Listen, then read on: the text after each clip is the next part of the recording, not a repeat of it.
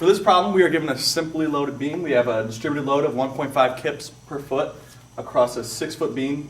We have a pin at A and a roller at B. And at C, we have an upward-oriented 5-kip load. And from this, we were supposed to find the slope at B and the displacement at C. So to find the reactions at A and B, we use simple statics and know that the sum of the forces in the y direction are 0. And we set this up, adding up all the forces, and we get AY is equal to BY, which is equal to 2 kips facing upward because of symmetry. From these reactions, we are able to find the shear diagram and see that at the start we have a 2-kip load, and we go down to a negative 2.5 kips to a positive 2.5 to negative 2 to 0 kips. And then from the shear diagram, we can get the moment diagram using finding the area under these, and we get it peaks at 1.333 repeating kip feet and goes down to negative 0.75 kip feet to 1.333 repeating kip feet to 0 kip feet. From these two diagrams, we can get these equations.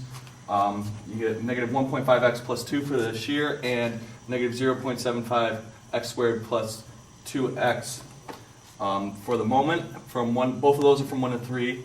And then from 1 to 3, and from 3 to 6, we get negative 1.5x plus 7 for the shear, and negative 0.75 x squared plus 7x minus 15 for the moment. All right, due to symmetry, we know the angle at C will equal 0. Then we know the difference in the angle from B to C will equal the angle at B. And that gives us this equation, which is the moment equation. So we integrate it to get the area under the moment equation. Then we multiply it by 1,000 to get into pounds. And then we divide by EI to get the angle in radians.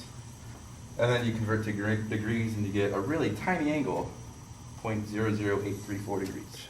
All right, so now we want to compute the displacement at C. So first we're going to have to compute how far the beam bends, which you're basically going to do with the moment area equation, basically the same as earlier, with times 3, because 3 feet is how far it is, and then times 1,000 again to get it into pounds. Basically you come up with that, divided by EI, you end up with 4.366 e to the negative 4 feet.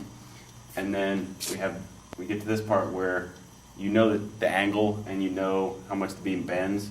So the total angle times 3 is going to give you this theoretical where it would be, and then minus the TAC, which we just calculated, will get you to where the beam actually is. So what we want to compute now is the displacement at C. We know the angle from the support, and we know how far it deflects. So the total, it would just be the angle times the distance, which is 3 feet. So you have that right there, and then you subtract the TAC, which we just calculated, which is the bend. You just subtract those two, and you get your answer as 0.0245 feet downward is the total deflection.